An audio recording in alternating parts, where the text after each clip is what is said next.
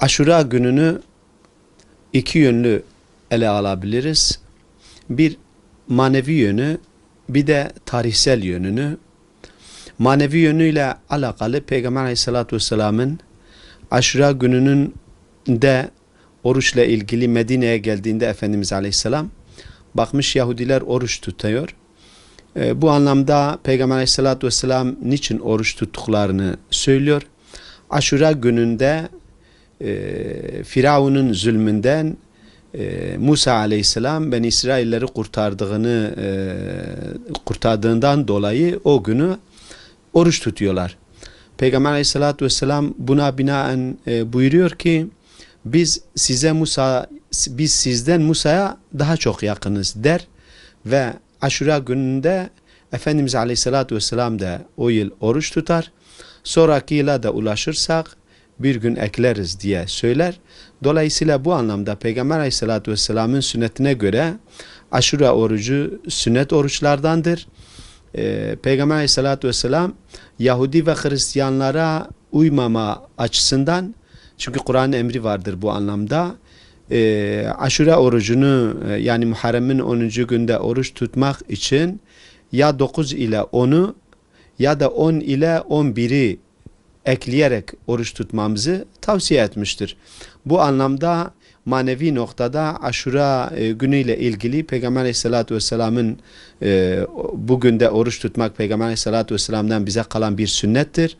Bugün de bu sünneti yerine getirmek, oruç tutmak, nafile ibadet etmek, bu anlamda dua ve tezarruda bulunmak müstehaptır.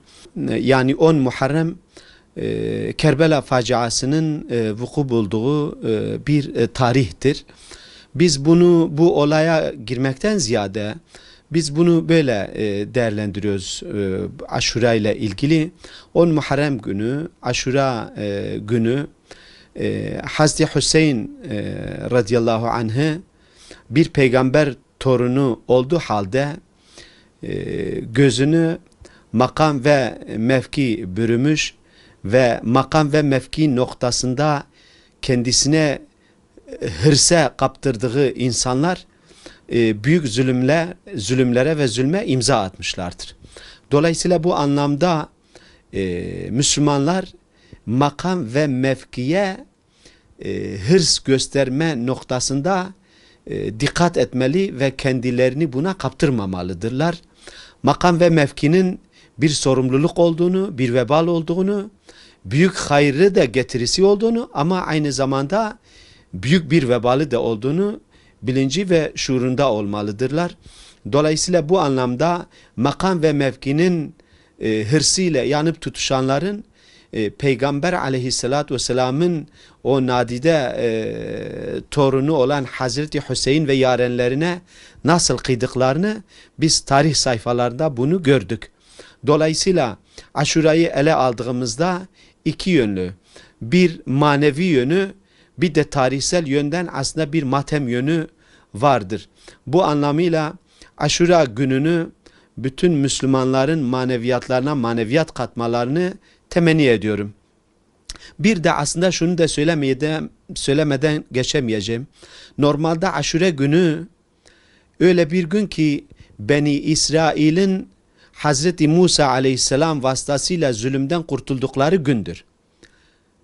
Normalde dünya tarihinde bu kadar zulüm çeken, Firavun gibi bir zalimden zulüm çeken Beni İsraillerin şu anki nesillerin devamı olan Yahudilerden olan Siyonistler yeryüzünde artık isimleri zulümle yad edilmeye başlamış, barbarlıkla anılmaya başlanmış ve yeryüzünde onlara karşı büyük bir öfke uyanmıştır.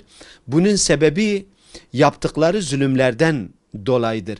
Aslında kendileri peygamberler vasıtasıyla zulümden kurtarılmış iken aslında belki yeryüzünde mazlumların önüne geçip mazlumların hakkını zalimlerden isteme gerekirken ne yazık ki bugün iş tersine dönmüş ve zalimlerin zulümde en alçak seviye indiklerini, kadın, çocuk, yaşlı, demeden katliamlar ve soykırımlar gerçekleştirdikleri bugün ortada ne yazık ki. İşte bu da makam, mevkiye, hırsla ve maddeye hırsla bağlananların sonucudur diyoruz. Bu anlamda Rabbimizden temennimiz Aşura gününü ümmetin kurtuluşuna vesile etmesi ve ümmetin birlik ve beraberliğinin sağlanmasını Rabbimizden diliyoruz. Allah sizden razı olsun.